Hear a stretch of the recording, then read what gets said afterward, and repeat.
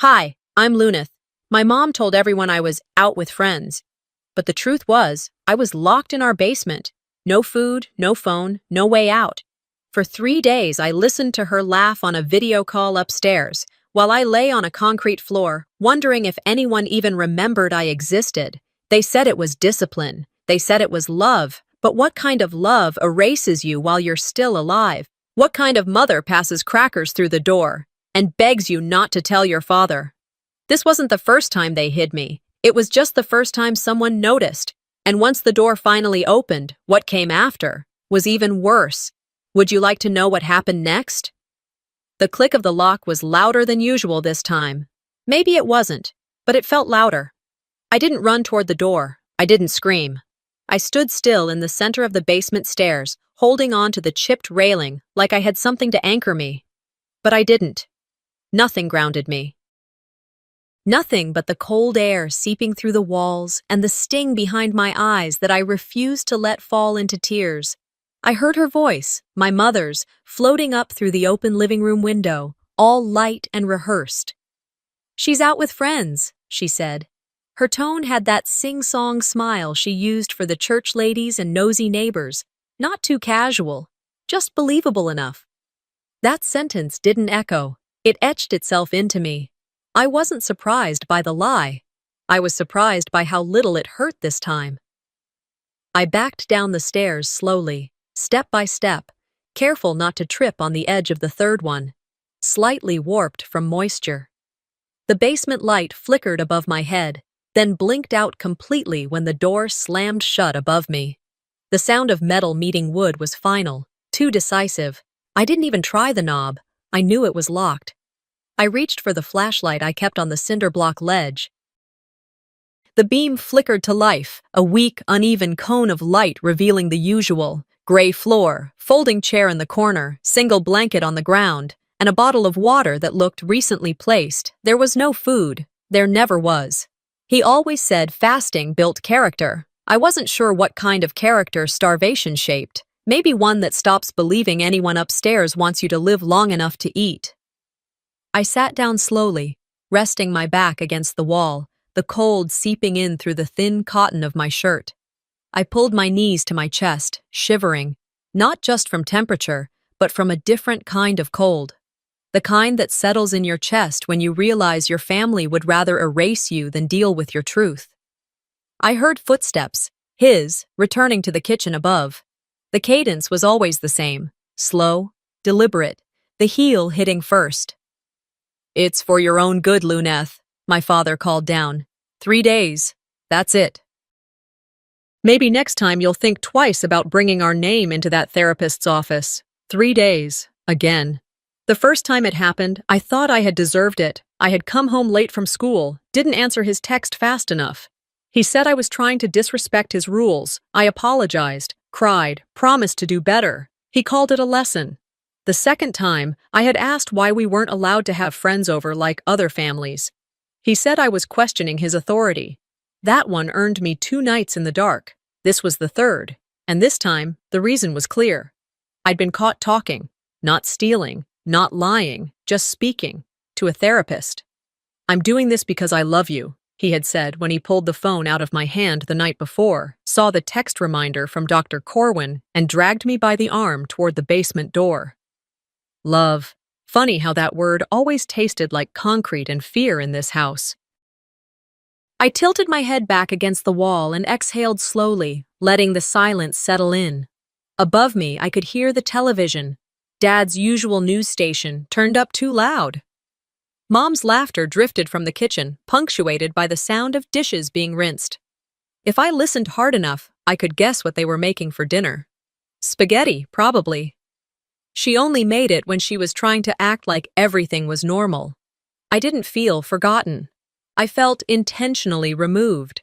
Life went on upstairs. They wanted it to. I adjusted the flashlight beam toward the door and stared at the tiny sliver of light underneath. That line of light was my only clock. I'd watch it shift, grow brighter, dimmer, as the sun moved. That's how I would track the days. I didn't cry, not yet. Instead, I let my thoughts slow and start cataloging. Who knew where I was? Who had I spoken to in the last week? What could possibly still be upstairs, untouched? My phone. Probably in pieces by now, or buried in a drawer. But he wouldn't find anything incriminating. Dr. Corwin's contact was saved under a decoy name. I had wiped our texts.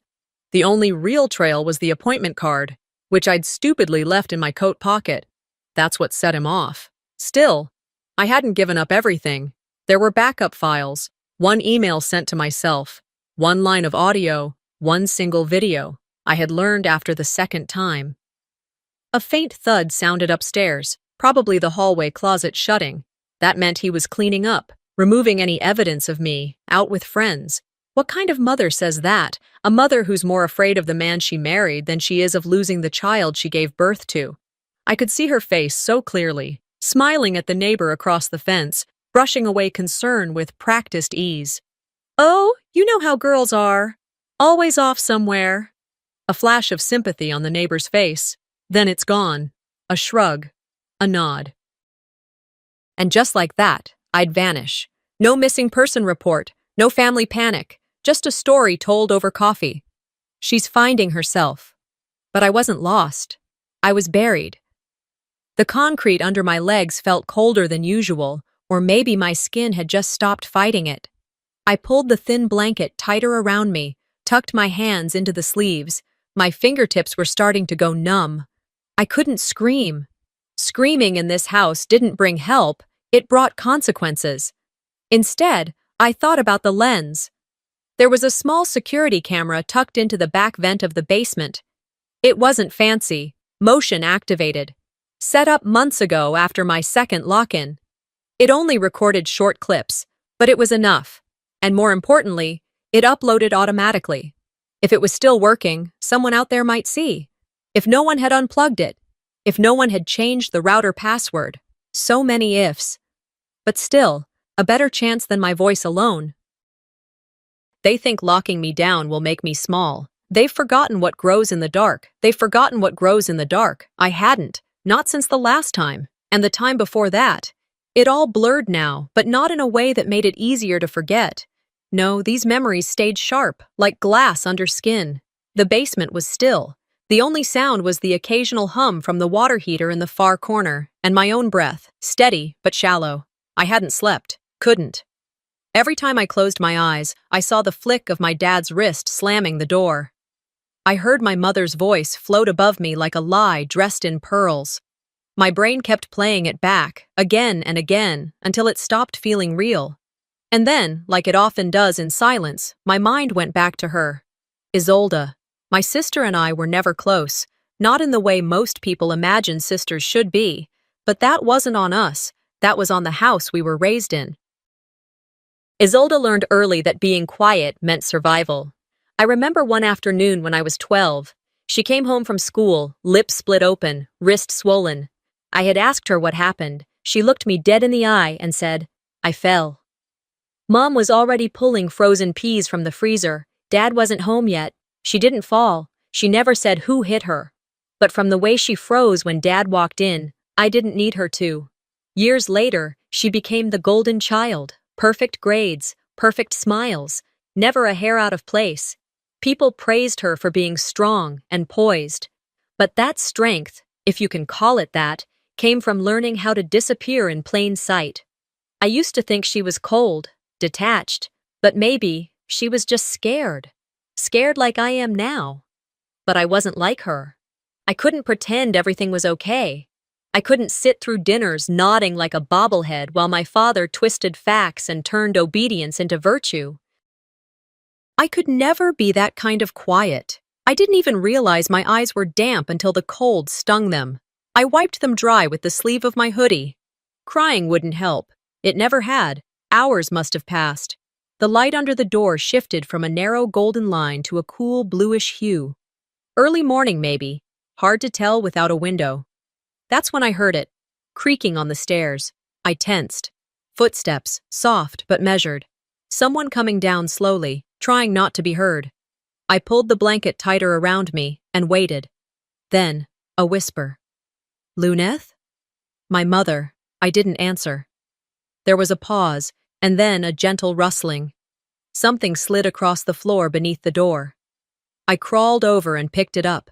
Crackers, a granola bar, a bottle of water.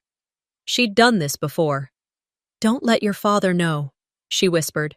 Still, I didn't say a word. Just stared at the door, waiting for her footsteps to retreat. She hesitated, like she was hoping for a thank you. Or forgiveness, but I couldn't give her either. When I was a child, my mother was warmth, bedtime lullabies, braided hair, and stories read by flashlight. But now, she was strategy. She protected the house, not the people in it. There was another memory, one I hadn't thought about in years. The second time he locked me down here, she came in quietly at night, sat beside me, and whispered, "Sleep, sweetheart. You'll forget it all tomorrow." She stroked my hair like I was 6, kissed my forehead, then stood and left like nothing happened. That was the moment I understood. She wasn't going to stop him. She just didn't want to see it. She was the kind of woman who flinched at yelling, but didn't move when the bruises came out. She ironed his shirts while her daughters were breaking. I sat there, crackers in hand, and thought about how many times she'd stood between me and the truth, not to protect me, but to make it all easier to hide. For her, for him, for the family. The anger didn't come in a wave. It crept in, inch by inch, like cold air under a door. It didn't boil. It calcified, turned into something harder than rage. Resolve. I knew what Isolde had chosen. Silence. Safety. Self-preservation. But what did that leave behind? Me. And if I went quiet now, if I let this pass, just one more episode, then I'd vanish too. But not like Isolde. I wouldn't blend in with the wallpaper. I'd become something less. A memory told through other people's mouths. A ghost that never got her own version of the story. I couldn't let that happen. I leaned back against the wall, crackers untouched. My stomach growled, but the thought of eating made me sick. I stared at the vent near the ceiling. Behind it, I knew the camera sat, small, silent, maybe still running, maybe not. But it was there. That little lens had seen more truth than any person upstairs. They thought they'd buried me again. But you can't bury someone who's still breathing. And I was still breathing.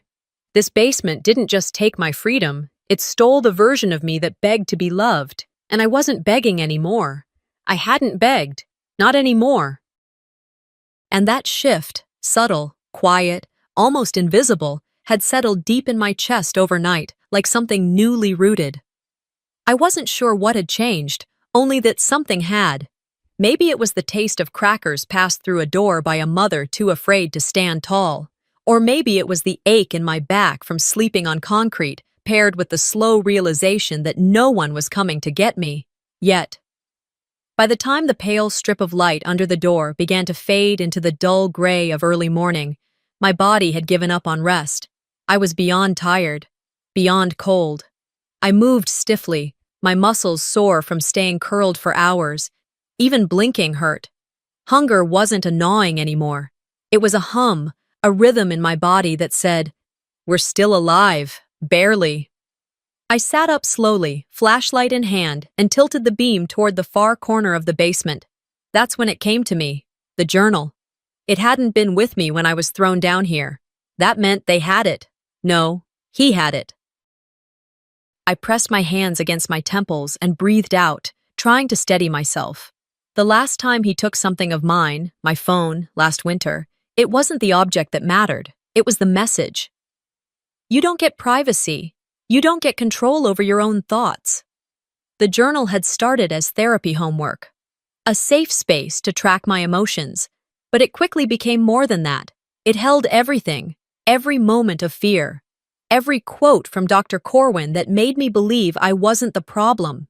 Every time I watched my mom pretend nothing was wrong, every conversation half heard through bedroom walls, every time I wanted to scream but swallowed it instead, I could still picture where I'd hidden it, tucked behind the bookshelf in my room, pressed inside the fake spine of an old encyclopedia. The fact that it had been found meant one thing. They'd been searching. The door upstairs had creaked open yesterday before I was dragged down. I remembered hearing drawers slammed. The closets opened. They weren't just punishing me, they were cleaning house. I leaned my head back against the wall and closed my eyes. And then, like a cruel film reel, I remembered. He stood in my doorway, book in hand, spine exposed, the fake cover ripped off. His eyes were dark with triumph, not rage, like he'd finally caught me in a crime I couldn't talk my way out of. He flipped it open, scanned a few pages, and began reading out loud. I don't feel safe in my home. I feel like I'm holding my breath all the time, waiting to be corrected. I think my dad loves power more than he loves us. He looked at me then, smiling, a smile. You don't get to tell stories that didn't happen. And with one smooth motion, he lit a match and set the first page on fire. In the middle of my room, no ceremony, no lecture, just fire. I watched it curl and crackle. I stood still because I knew better than to reach for it. That would have been seen as rebellion, and rebellion got punished. You want to write fiction, Luneth? He said. Do it somewhere else. Somewhere else. Not here, not in his house. That was the moment I knew he was afraid. Not of me, but of what I might say. He didn't fear my disobedience. He feared my voice. That realization stayed with me as the hours ticked by in the dark. Even now, in this basement, surrounded by concrete and shadows, I knew he'd made a mistake, because he forgot one thing. The camera. Weeks ago, after the second time he locked me down here, I'd bought a tiny motion sensor camera online. I told myself it was paranoia, but a part of me knew I'd need it. I'd installed it inside the air vent near the ceiling, angled just right. It connected to my laptop upstairs, uploaded in short bursts to cloud storage whenever motion triggered it. I didn't know if the battery still worked, but I had hope. And in this house, hope was more dangerous than defiance. I shifted, reached into the pile of old blankets in the corner, and pulled the wire I'd tucked away. An old habit, part of my safety kit.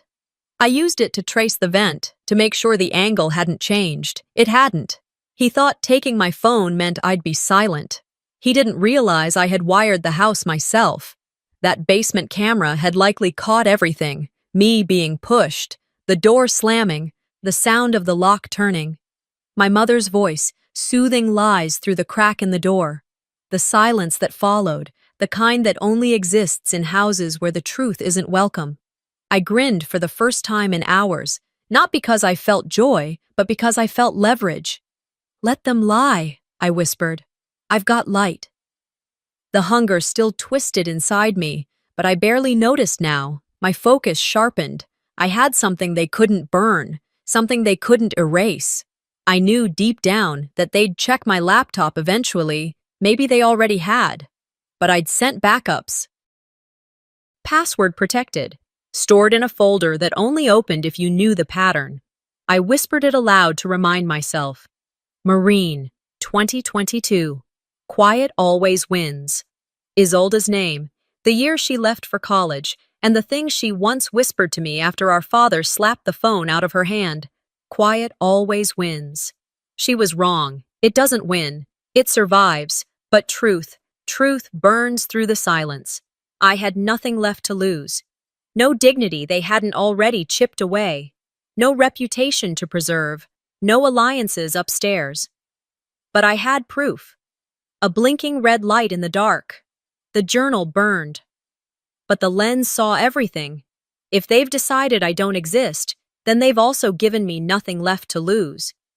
That thought wasn't a cry for help. It wasn't even pain anymore. It was clarity. Evening came again without warning. The change in light under the door had shifted from silver to slate.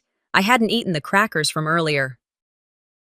Not because I was trying to be brave, but because nothing tasted like hope down here. I had grown used to ignoring hunger, but not this silence.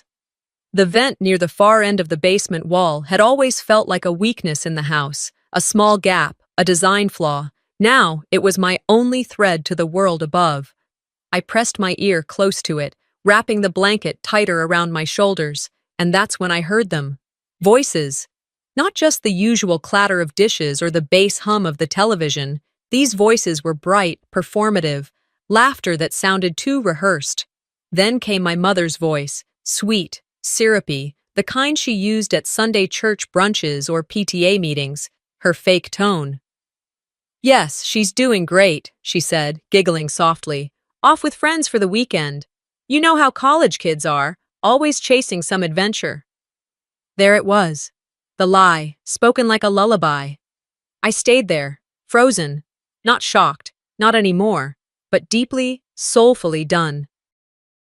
The kind of tired that comes from realizing the person who used to tuck you in at night would now rather pretend you didn't exist than admit you were hurting. It wasn't the lie itself that broke me. It was the ease with which she told it.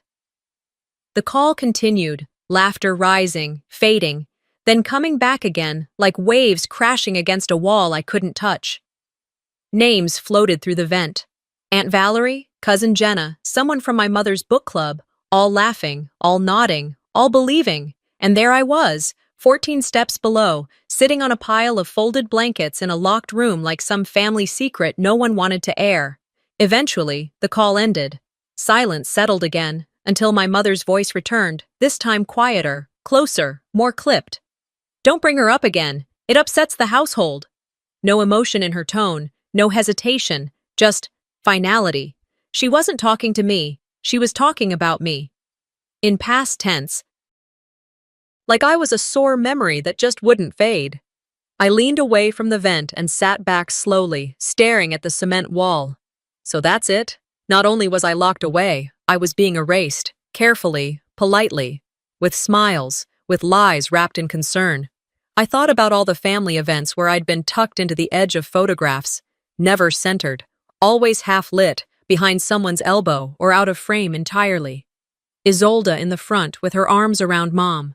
Dad holding the camera like he was documenting a legacy. Me, somewhere between forgotten and too much to deal with. And now they were cropping me out of real life, too. Don't bring her up again. Not because they missed me, not because they were worried, but because I was inconvenient.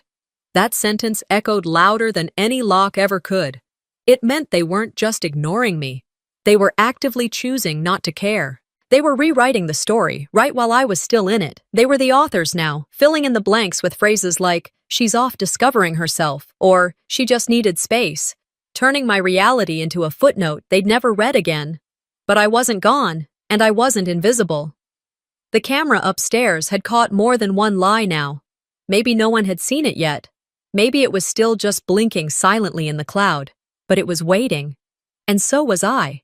If they could build their fiction, I could start building my testimony. I pulled the notebook from the corner, the one I'd started using after he burned the real journal. This one was made from leftover printer paper, stapled together. My handwriting was messy, uneven, but legible. I wrote, "Day 2. Mom said I was with friends. I'm not. I'm here. Locked in. Basement. No food. No light. Just the same silence. She told the family not to mention me, so I'm writing it down. Every word. Every sound. Every lie." I stopped and listened again. Upstairs, I could hear the faint hum of the fridge, the clink of a spoon against a glass, maybe someone stirring tea. The house sounded normal, like nothing was broken, like nothing had gone wrong. That's how they wanted it. My father always said, "No one needs to know what happens behind closed doors. What matters is what we present." He treated our family like a business. Reputation first, image above all, even if that meant one of us had to disappear for the others to shine. I kept writing. I began mentally outlining what I'd say if I was ever asked to explain this, not just to a friend, not even just to a therapist, to a courtroom. How would I describe the smell of damp cement, or the way hunger changes from pain into a kind of clarity? How would I explain that my mother, who used to rock me when I had nightmares, was now the one helping lock the door? I'd say this: being locked up didn't kill me. Being ignored almost did. And then I'd show them the footage, the texts I'd sent to Talia days ago, the recording I uploaded months ago from my second punishment, her voice whispering, "This is for your own good."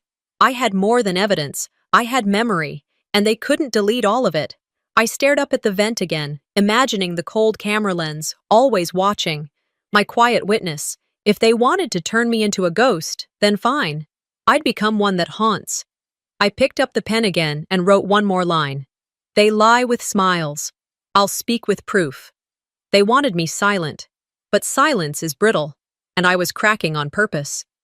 By the time the house above settled into its version of night, I'd already lost track of how long I'd been without real sleep. My body was operating on instinct. Shallow breaths, slower movement, just enough to keep my mind aware. That's when I heard it. A soft creak at the top of the stairs, not the confident thud of Dad's boots. Not the heavy drag of Isolde's quiet compliance. These steps were gentle, measured in the way only a guilty heart moves. I didn't make a sound.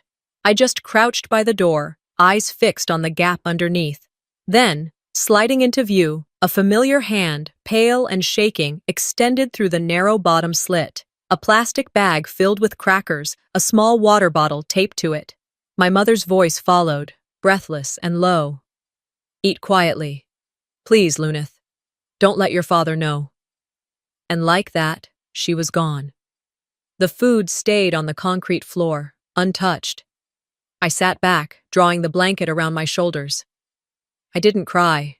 I wasn't angry. I was exhausted in a way that didn't require emotion anymore. The kind of exhaustion that comes after realizing the people who are supposed to protect you are also the ones handing you crumbs to keep you quiet. She thought she was helping, but help born of fear isn't help. It's survival for the helper, not the helped. I stared at the door, hearing nothing but her footsteps fading away. For a moment, I considered forgiveness, but it died quickly. She knew. She'd known for years. She'd seen the bruises, maybe not the ones on my skin, but definitely the ones in my eyes. She knew how Dad spoke to us. She watched me flinch every time he raised his voice or opened the hallway closet too fast. Still, she let it happen. She let him build this system. And tonight, she slipped me crackers like I was some wild animal being fed through a cage. No note, no apology. Just a whisper that said, "Keep quiet." Not long after, the basement dimmed again. Only the faint orange glow from the hallway light above filtered through the sliver under the door. I curled deeper into my blanket, but I didn't sleep. Instead, I thought about the camera.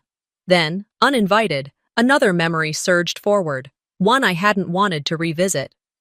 3 weeks ago, my room, late at night. I had just turned off the lights when my dad walked in unannounced. No knock, no warning.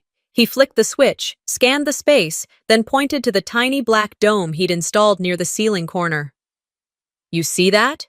he asked. I nodded. "That light never goes off. I see everything you do."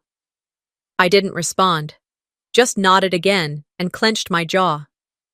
"You think you're clever, huh? Hiding things in books, whispering to that shrink, 'You're not smarter than me, Luneth, never will be.'" I waited until he left before I dared breathe.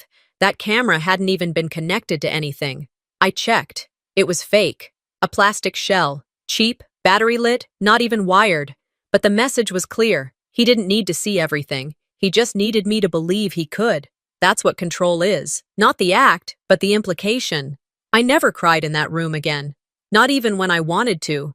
I started showering with the lights off.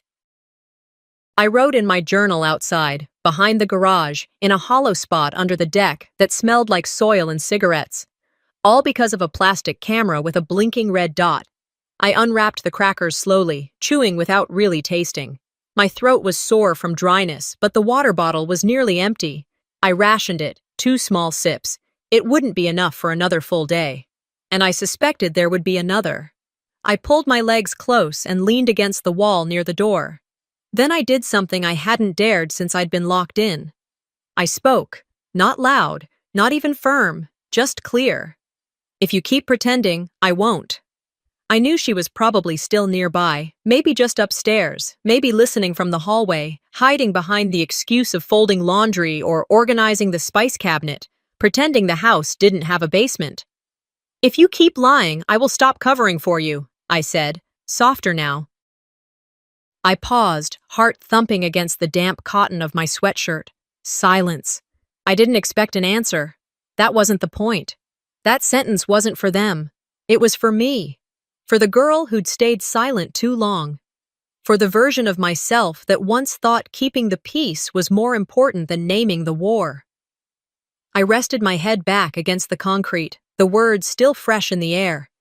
That was my first clear act of rebellion. No shouting, no confrontation. Just a line in the sand, whispered through the dark.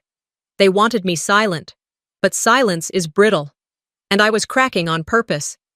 The moment I said it, out loud, through the dark, I felt the tiniest shift inside me. Not dramatic, not loud. Just a simple, deliberate crack in the silence they'd worked so hard to preserve. That's what happens with pressure. Something has to give, and this time, it wasn't going to be me. A few hours passed. I knew it from the changing light under the door. The golden haze had faded into that blue-gray nothing that signaled dawn. My body still hurt. My lips were dry, but the shaking in my hands had stopped. Not because I was better, but because I was more certain. I turned toward the vent where I'd placed the small, hidden camera weeks ago. It had become a silent witness, blinking red, sometimes flickering when the heat kicked in upstairs. No one ever noticed it. They never looked up. They were too busy watching themselves. It had been recording everything, not all the time, just when motion triggered it. But it was enough to capture the way my father's voice boomed when he said, 3 days down there, ought to teach you respect. Enough to hear my mother whisper through the door, don't let him know I gave you that. Enough to prove I was here, not out with friends, not traveling, not rebelling, just locked away. They didn't know the camera was still on. They didn't know the footage was still uploading, short clips, nothing too large, just enough to make it into the shared drive I kept hidden under a dummy folder labeled homework drafts. I crawled across the floor, dragging the blanket with me, and sat beneath the vent. I looked up at the lens, and for the first time, I didn't feel like I was alone. I was being seen, even if it was just by a piece of plastic and wires. They wanted me erased, but the camera saw me, and it didn't flinch. I whispered, Talia? Linnea? Just in case the microphone caught it. My best friend, my therapist. The only two people outside this house who'd ever listened and actually believed me when I said, something's wrong. They weren't saviors, they were mirrors. And mirrors are dangerous in houses built on denial. I tilted my head back, listening to the ceiling. Footsteps. Dad's. I recognized the weight of them. Sharp heel, deliberate pace, no hesitation. Then, silence. A door opened. Probably the kitchen cabinet. Then came the click of a drawer, probably checking my phone again, as if it would suddenly reveal some new rebellion he hadn't already punished me for. But the real rebellion was invisible. It was in the quiet, in the recording, in the way I'd stopped begging. Then, as I turned to grab the old notebook I'd been using to document everything, I saw something half buried under the folded sweatshirt I'd used as a pillow. It was an old photo, creased at the corners, a bit faded, but instantly familiar. I didn't even remember bringing it down here. Maybe it fell out of my pocket when he dragged me in. Maybe I kept it on me without thinking. It was a family picture, one from a barbecue 3 summers ago. Isolde stood in the center, smiling wide, hair curled just right, arms around Mom. Dad stood behind them, grill spatula in hand like he was proud of something. And me? I was off to the side, blurred, partially blocked by someone else's shoulder, not even looking at the camera. I stared at that photo for a long time, longer than I meant to, and all I could think was, even in memories, they made me small. I wasn't erased overnight. It had been happening for years, slowly, gently, in cropped-out Christmas cards, in forgotten school meetings, in the way people said, "Oh, you're her sister?" Like it was a footnote instead of a bond.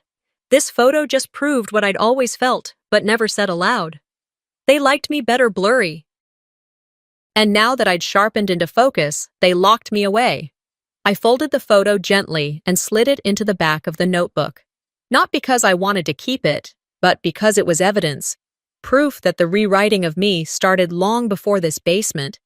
I looked back at the camera. If the camera stays on, I whispered, and if even one person cares, this won't end here.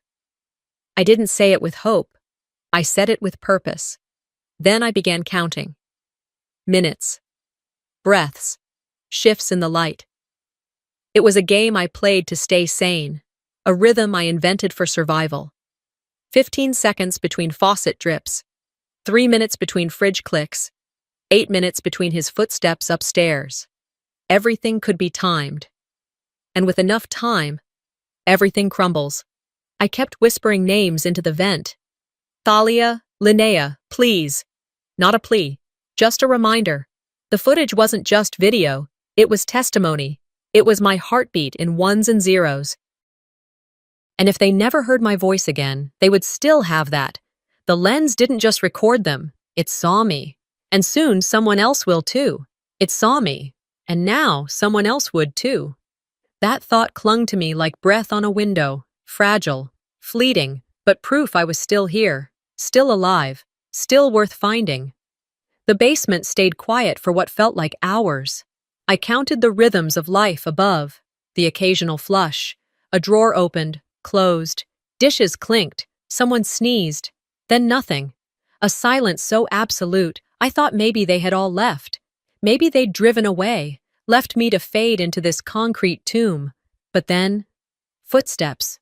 They weren't his. Too light, too unsure. These didn't stomp. They tiptoed.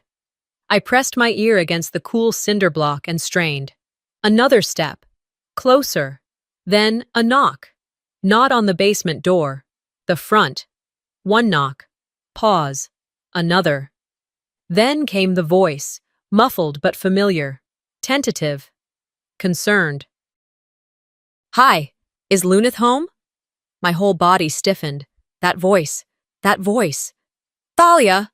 My heart pounded against my ribs so hard I had to bite my tongue to stay quiet. There was silence above.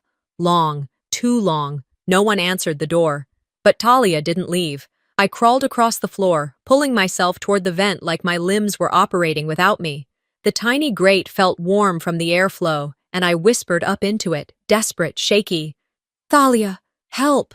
I'm down here. There was a pause, then she said it. Just one word, but it shattered the silence like glass. Luneth? Footsteps again, this time fast. Then the sound of her voice, urgent and calling out my name. Her words echoed and bounced off drywall. Then nothing. For a minute, I thought maybe I imagined it, but then, sirens, not loud yet, distant, building. I crawled back to the door, body trembling.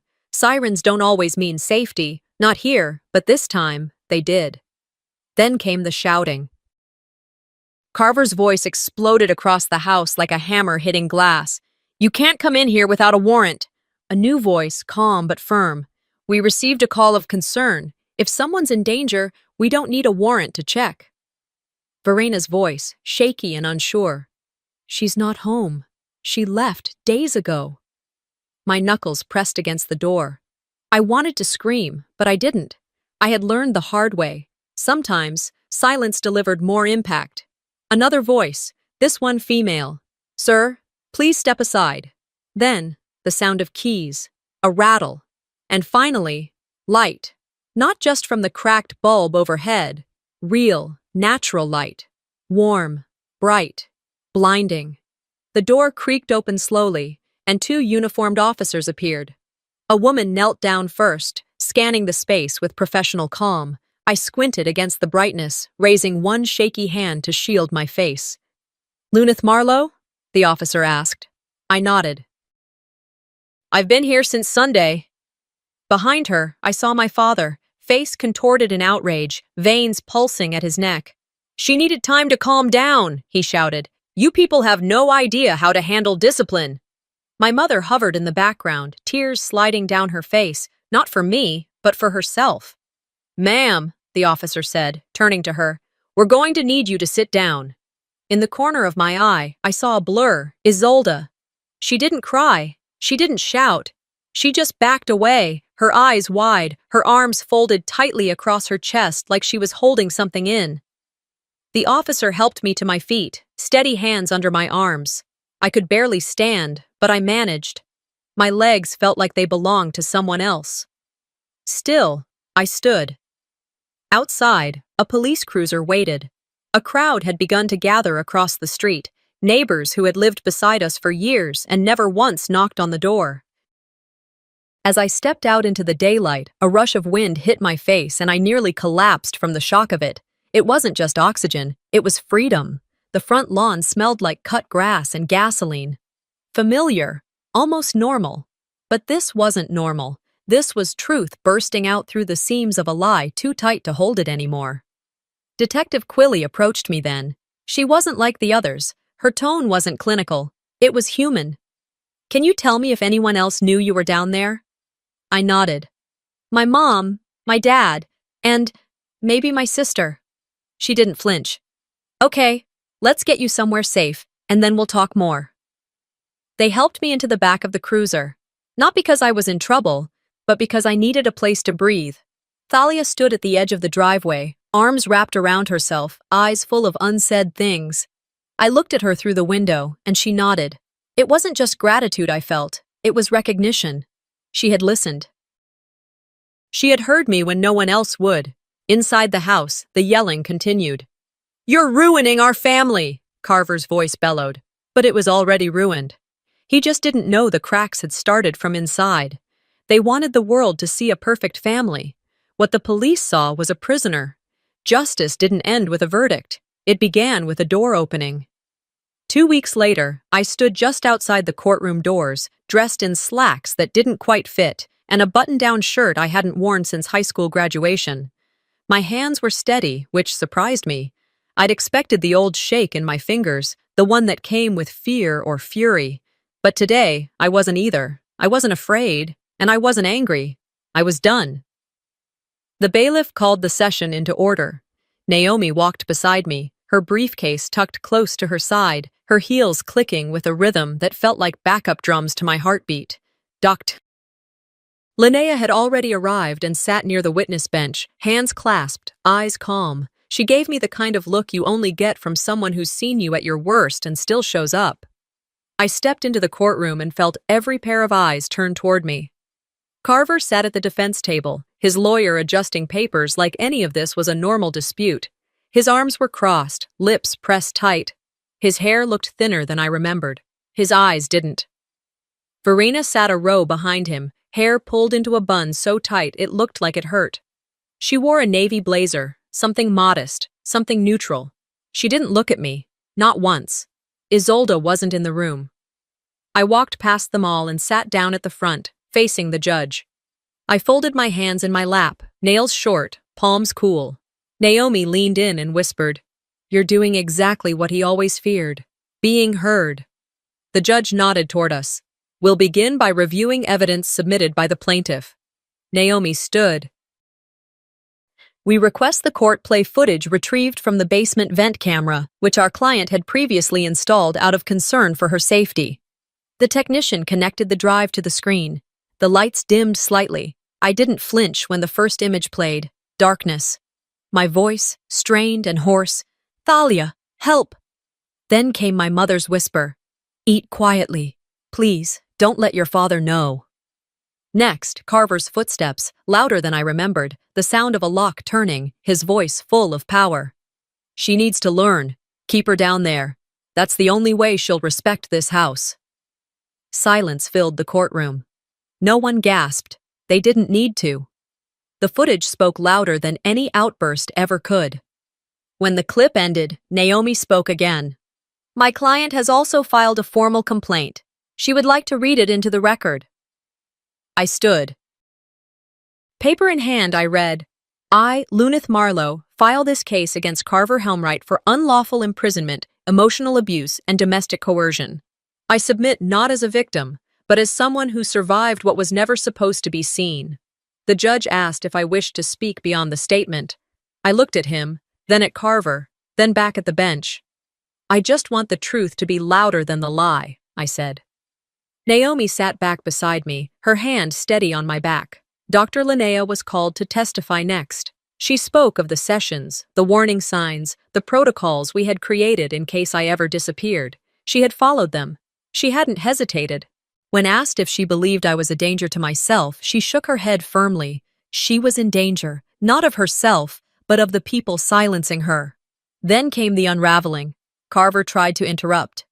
"This is all exaggerated. She's manipulating the system." The judge gave him a sharp look. "You will remain silent while others testify." But he didn't. He kept going. "She always wanted attention, always twisting things." The judge banged the gavel. "Mr. Helmreich, any further disruption and you will be removed." Verena shrunk further into her chair. Her eyes didn't lift. When court recessed, Naomi turned to me and said, "This is the beginning of the end."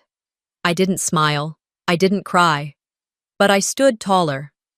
I walked down the hallway outside the courtroom, the heels of my shoes echoing off marble tiles that made me feel like I finally belonged in a place of consequence. In the lobby, Thalia waited. She reached for me first, and for the first time in weeks, I let myself lean into someone. I rested my head against her shoulder, not for comfort, but because I didn't have to carry this alone anymore. "This time," I whispered, "they didn't win." She nodded. "No, they didn't." Back inside, the lawyers still argued. Carver still protested. Verena still cried. But none of that mattered. The truth had already landed, and it was heavier than anything they could throw back. Justice didn't end with a verdict. It began with a door opening. The courtroom doors had long closed behind me, but something stayed open. Not just in the system, in me. 3 months later, I woke up in a bed that didn't creak when I turned over. The sunlight through my window didn't feel invasive anymore. It just felt ordinary. And ordinary had never felt more luxurious. My new apartment was small. A one-bedroom above a bakery that smelled like cinnamon on Sundays and burnt toast the rest of the week. The floors creaked in all the wrong places, and the radiator had a whistle that made you think someone was shushing you from another room. But it was mine. No locks on the bedroom door, no cameras in the corners, no hallway where I had to walk with my shoulders curled inward. I kept the windows open most nights, not because I needed fresh air, but because I finally could. I wanted to hear the world, cars driving by, kids shouting over each other on their way to the park, someone humming off-key through the walls, the kind of noise that reminded you that you belonged to something, even if it was just the neighborhood. The morning of the sentencing, I didn't dress in black. I wore blue, not because it symbolized anything. I just liked the way it made me feel, unapologetic. I arrived early, with Naomi beside me. She carried her notes, her case folder, her confidence. I carried only my breath and the memory of that cold basement floor. The courtroom was quieter than I expected. No media frenzy, no loud gasps, just tension so thick it pressed into the corners of the room. Carver sat on the left, jaw clenched, shoulders pulled back like pride alone could hold up a crumbling empire. His lawyer spoke in a tone that reeked of desperation dressed as logic. My client regrets any actions that may have been misunderstood. His intention was to maintain discipline within the home, not to harm. Discipline. They always use that word when they mean domination. The judge didn't blink. "Mr. Helmreich, this court finds you guilty of unlawful imprisonment and emotional abuse with sustained patterns of coercive control. You are hereby sentenced to 12 years in state custody." 12 years. He didn't shout. He didn't cry. He just turned slightly toward me and muttered something beneath his breath I couldn't make out. Maybe it was my name. Maybe it was his last attempt to rewrite the narrative, but no one was listening to him anymore. Verena stood next. Her lawyer spoke on her behalf. She acknowledges her failure to intervene. She agrees to undergo mandatory psychological counseling and relinquish all guardianship rights effective immediately. She never looked up. Not once. Outside, reporters waited with cameras I refused to look at. I walked past them like they were nothing more than shadows on the sidewalk. Some of the neighbors had shown up. I saw Mrs. Halverson from across the street, clutching her church bag, whispering to another woman as I walked by. "I always knew something was wrong in that house," she said. "You always knew, but you never knocked." "They called it justice," I said quietly to Naomi as we reached her car. It didn't feel like revenge, it felt like safety. The next few days moved slowly, like the air after a storm that doesn't quite clear. I flinched when someone rang the doorbell too long. I jumped when I heard heavy footsteps in the stairwell. Trauma doesn't vanish with a verdict. It lingers in muscle memory, in reflexes. I hadn't opened my mother's letters. She'd sent 5 so far. Each one was from a new return address, places I didn't recognize. She wrote in cursive, formal and fragile. My name on the envelope always looked like it wanted to apologize before I even opened it.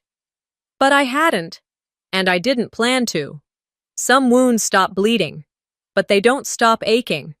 Still, life rebuilt itself in small pieces. Every Thursday night, Thalia came over with takeout. Sometimes Thai, sometimes tacos. We didn't always talk about the past. Sometimes we didn't talk at all. She just let the silence sit with me, comfortably.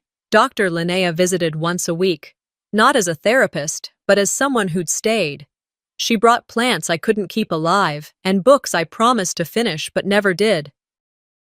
She told me healing wasn't linear, and I told her I hated that phrase.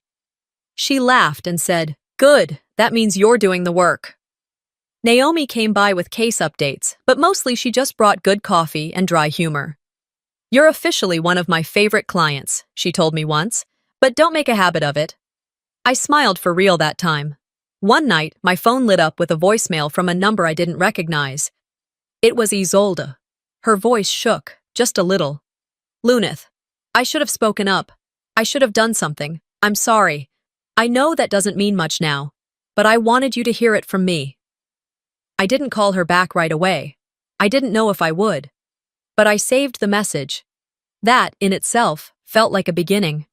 The family I was born into wasn't whole anymore. But the one I built didn't need to be perfect. It needed to be honest. It needed to be real. I didn't hang photos of Carver in my new home. I didn't hold on to heirlooms that came with strings. But I did put up one thing, a small brass hook beside the front door, where I hung a key every night. A reminder that this home didn't have rules designed to suffocate. That here, I was free to open a door, or close it, whenever I wanted. Freedom doesn't always look like a banner in the sky. Sometimes it's just a door you're allowed to open and close, all by yourself. Sometimes the people meant to protect you are the ones who teach you how to survive in silence. But silence is not safety, and speaking up, even when it feels impossible, is the first act of freedom.